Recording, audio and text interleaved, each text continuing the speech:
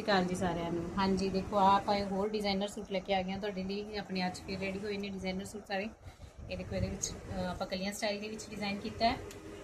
ਫਰਸ਼ੀ ਸਲਵਾਰ ਨਾਲ ਬਣਾਈ ਹੈ ਇਸ ਤੇ। ਤੇ ਇਹ ਦੇਖੋ ਇਸ ਦਾ ਦੁਪੱਟਾ, ਇਹ ਦੁਪੱਟੇ ਦੇ ਨਾਲ ਆਪਾਂ ਇਹਨੂੰ ਤਿਆਰ ਕੀਤਾ ਹੈ। ਦੁਪੱਟੇ ਦਾ ਦੁਪੱਟਾ ਬਹੁਤ ਪਿਆਰਾ ਦਾ ਬਣਿਆ ਹੋਇਆ ਹੈ।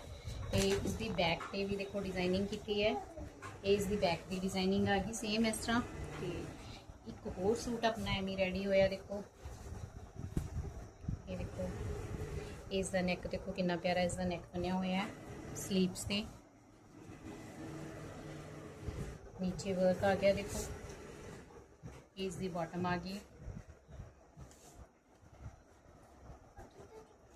और डिजाइनर शर्ट, ये देखो इसका नैक है, स्लीव्स पे वर्क किया है। हाँ जी ये देखो बहुत प्यारे सूट बने हैं ये। हाँ जी थैंक यू जी।